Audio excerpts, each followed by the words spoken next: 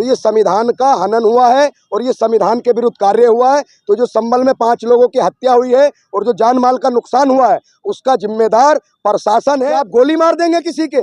आपको किसने अधिकार दिया गोली मारने का? कानून, संविधान, ये न्यायालय, कोर्ट कचहरी, पुलिस, अदालत, ये सब क्या बंद करनी देनी चाहिए? फिर अगर फैसला गोली से ही होगा तो फिर ये सारा कुछ सिस्टम बंद कर देना चाहिए।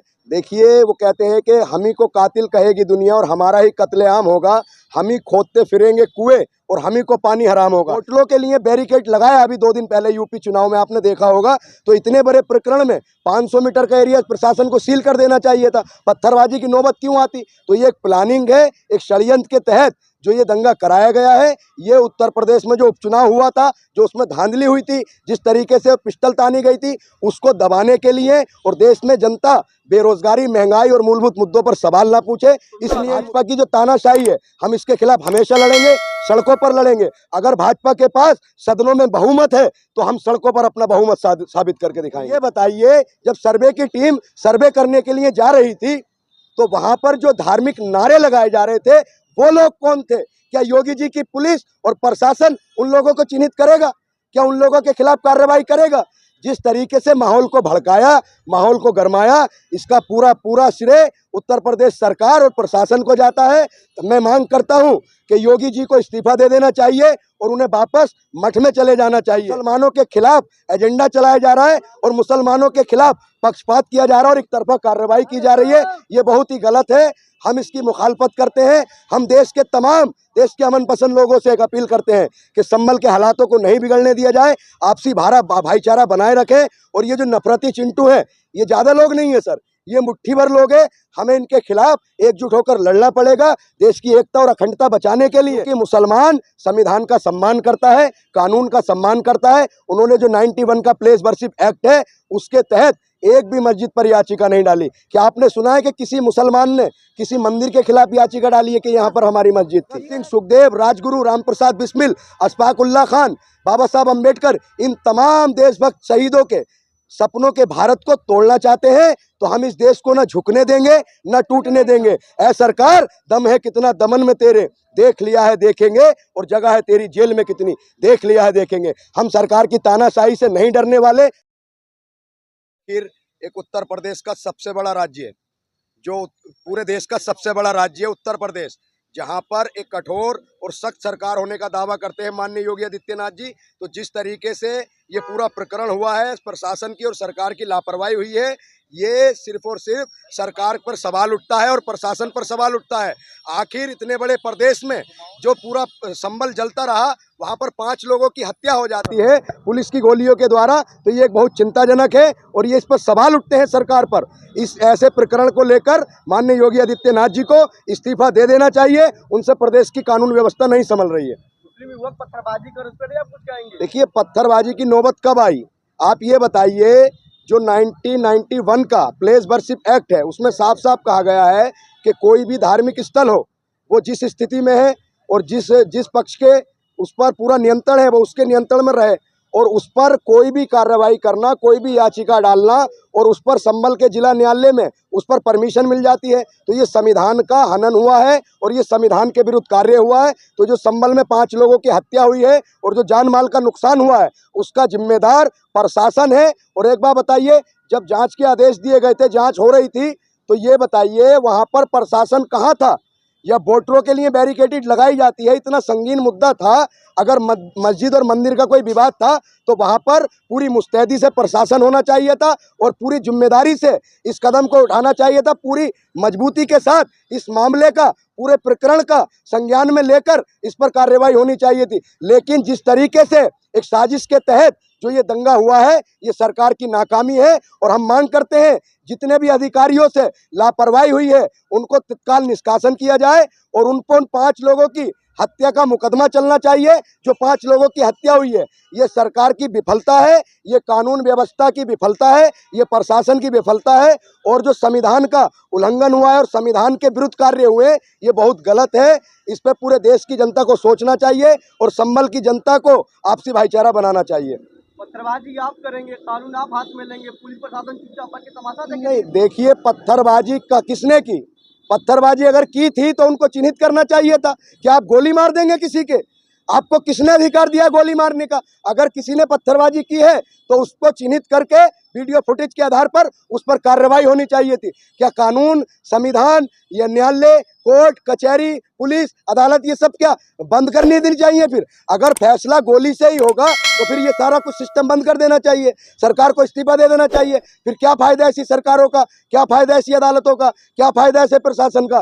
तो ये जिस तरीके से मुसलमानों के विरुद्ध कार्य हो रहे हैं और मुसलमानों के खिलाफ एक माहौल बनाया जा रहा है और एक तरफा मुसलमानों के विरुद्ध कार्रवाई की जा रही है, ये बहुत ही चिंता का विषय है। तो बस कहना कि हरिहर मंदिर है तो दे देना चाहिए आप लोगों को मंदिर, हर मस्जिद के पीछे मंदिर निकल जा रहा है। देखिए एक बात बताइए, बाबरी मस्जिद का मुसलमानों ने कॉम्प्रोमाइज़ किया, उसके बाद एक नारा चला के अभी तो मथुरा काशी बाकी है, ये झांकी है।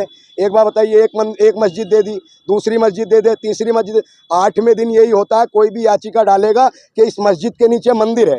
एक बार बताइए, जो अंधभक्त जिनको मस्जिदों के नीचे मंदिर दिखाई दे रहे हैं, उन लोगों को 400 किलो जो IDX पुलवामा में आया था वो दिखाई नहीं देता, देश में बेरोजगारी दिखाई नहीं देती, महंगाई दिखाई नहीं देती, देश की जो कानून व्यवस्था है जिस तरीके से तानाशाही हो रही है वो दिखाई नहीं देती।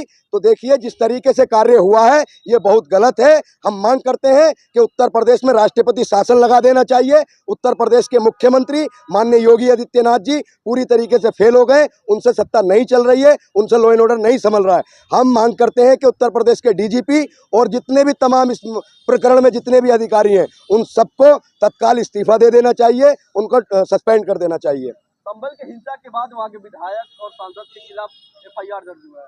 देखिए वो कहते हैं कि हम ही को कातिल कहेगी दुनिया और हमारा ही कत्लेआम होगा, हम ही खोदते फिरेंगे कुएं और हम ही को पानी हराम होगा।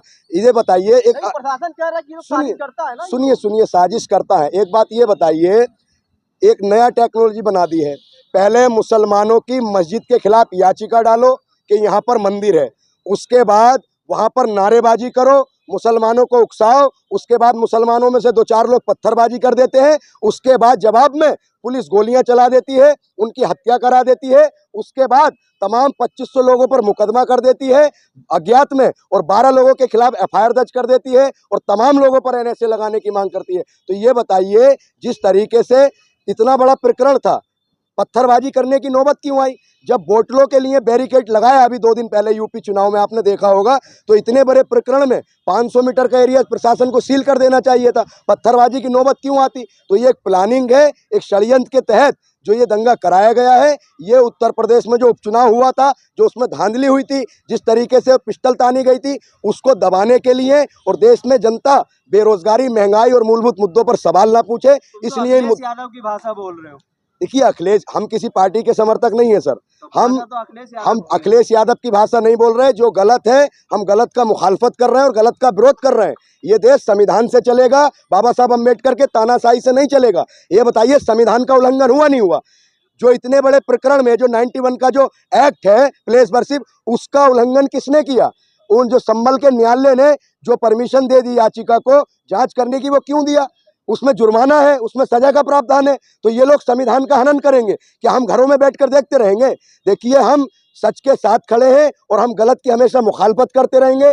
देखिए भाजपा की जो तानाशाही है हम इसके खिलाफ हमेशा लड़ेंगे, सड़कों पर लड़ेंगे। अगर भाजपा के पास सदनों में बहुमत है तो हम सड़कों पर अपना बहुमत साबित करके दिखाएंगे।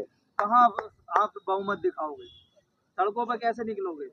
देखिए हम अपना विरोध प्रदर्शन दर्ज करा रहे हैं। हम मांग करते हैं माननीय उच्च न्यायालय से कि इस पूरे प्रकरण में जितने लोगों से लापरवाही हुई है और जो इतना बड़ा दंगा हुआ, जो 5 लोगों की हत्या हुई है, उसमें सरकार पर और प्रशासन के लोगों पर उनकी हत्या की जिम्मेदारी बनती है कि नहीं बनती है?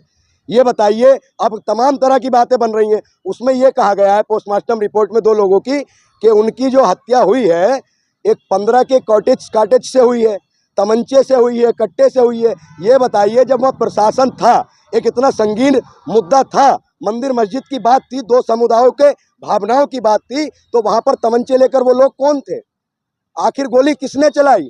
और ये बताइए जब सर्वे की टीम सर्वे करने के लिए जा रही थी तो वहां पर जो धार्मिक नारे लगाए जा रहे थे वो लोग कौन थे? क्या योगी जी की पुलिस और प्रशासन उन लोगों को चिन्हित करेगा? क्या उन लोगों के खिलाफ कार्रवाई करेगा? जिस तरीके से माहौल को भड़काया, माहौल को गरमाया, इसका पूरा श्रेय उत्तर प्रदेश सरकार और प्रशासन को जाता है। तो मैं मांग करता हूं कि योगी जी को इस्तीफा दे देना चाहिए और उन्हें वापस मठ में चले जाना चाहिए। उनसे प्रदेश नहीं संभल रहा, हर मुद्दे पर वो फेल होते हैं। और जिस तरीके से लोग कहते हैं कि उत्तर प्रदेश में कठोर सरकार है, अगर कठोर सरकार है तो फिर ऐसे दंगे क्यों हो रहे हैं? योगी जी कहते थे कि प्रदेश से गुंडे, मवाली और दंगेबाज प्रदेश छोड़कर चले गए, तो आखिर ये दंगाई कौन है? आखिर इनकी मंशा क्या है जो देश को जलाना चाह रहे हैं? जिहादी हैं। ये जिहादी है। अच्छा, मुसलमान अगर करे तो वो जिहादी है, और देश की गोदी मीडिया अगर मुसलमान इतनी सी गलती करे तो उसको इतनी बना देती है, कोई दूसरे धर्म का व्यक्ति इतनी बड़ी गलती करे तो उसको इतना दिखाते हैं। तो ये एक बहुत ही शर्म का विषय है। देश में जिस तरीके से ऐसा माहौल बनाया जा रहा है, मुसलमानों के खिलाफ एजेंडा चलाया जा रहा है और मुसलमानों के खिलाफ पक्षपात किया जा रहा है और एक तरफा कार्रवाई की जा रही है, ये बहुत ही गलत है। हम इसकी मुखालफत करते हैं। हम देश के अमन पसंद लोगों से एक अपील करते हैं कि संभल के हालातों को नहीं बिगड़ने दिया जाए, आपसी भाईचारा बनाए रखें। और ये जो नफरती चिंटू है, ये ज़्यादा लोग नहीं है सर, ये मुट्ठी भर लोग हैं। हमें इनके खिलाफ एकजुट होकर लड़ना पड़ेगा। देश की एकता और अखंडता बचाने के लिए, देश का संविधान बचाने के लिए हम इन नफरती चिंटों के हौसलों को पस्त करना होगा और हमें आपसी भाईचारा बनाना होगा। कानून से चलेगा कि पत्थर से चलेगा? देखिए, आप तो जो बीजेपी के एक नेता का बयान था साक्षी महाराज का आज सदन में कि देश पत्थर से चलेगा, संविधान से चलेगा, आप मुझे ये बताइए, मैं उसी बयान को रिपीट करता हूँ, देश संविधान से चलेगा या गोली से चलेगा? जवाब दीजिए पत्रकार महोदय। आप सरकार की दलाली में मस्त हैं। आपने कहा कि देश संविधान से चलेगा या पत्थर से चलेगा। मैं मानता हूँ देश संविधान से चलेगा, पत्थर से नहीं चलेगा। लेकिन मैं ये भी पूछता हूँ आपके चैनल के माध्यम से, देश संविधान से चलेगा या गोली से चलेगा? अगर किसी ने पत्थरबाजी की थी तो उसको न्यायालय सजा देता, उनको चिन्हित किया जाता। क्या आप गोली मार दोगे? जो 5 लोगों की हत्या हुई है, इसकी जिम्मेदारी प्रशासन की है। प्रशासन इसकी जिम्मेदारी लेगा नहीं लेगा? हम न्यायालय से मांग करते हैं कि उनके खिलाफ मुकदमा चलाया जाए उन 5 लोगों की हत्याओं का। देखिए, वो कहते हैं कि जिसका जाता है उसको दुख होता है, लेकिन इस देश में एक ट्रेंड बन गया है कि हत्याओं पर जश्न होता है। हत्याओं आप भी तो मान लीजिए, देश भर में ज्यादातर मंदिरों को तोड़ के मस्जिद बनाई गई है, मुगल ने यही किया था। अच्छा, एक बात बताइए, हम ये बताइए, अपने बीते हुए कल को याद करके अगर अपना आने वाला कल बर्बाद करेंगे तो हम अपने बच्चों के हाथ में कलम की जगह चाकू दे रहे हैं। और भाजपा के लोग यही चाहते हैं कि बच्चों का मुस्तकबिल ना सुधरे, बच्चों के हाथ में कलम की जगह चाकू दिया जाए। भाजपा के कई लोग इस तरीके की बयानबाजी कर चुके हैं। एक बात बताइए, मैं हरियाणा और पंजाब की बात करता हूँ। आज़ादी के बाद 1947 के बाद ना जाने वहाँ कितनी मस्जिदें वीरान हो गई और कितनी मस्जिदें टूट गईं, कितनी मस्जिदों को तोड़ दिया गया। क्या एक भी मुसलमान ने ये याचिका डाली कि हमारी यहाँ पर मस्जिद थी, हमारी मस्जिदों को तोड़ा गया?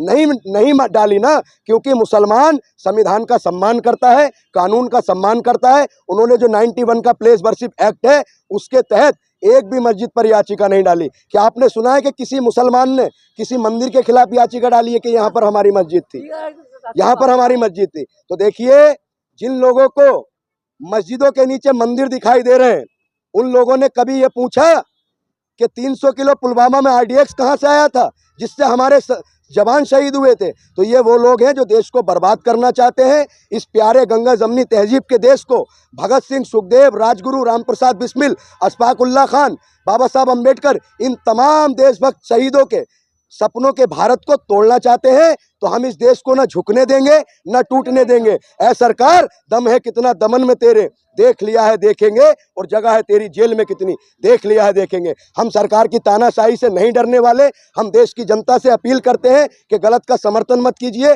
और इस तानाशाही सरकार का मुकाबला कीजिए।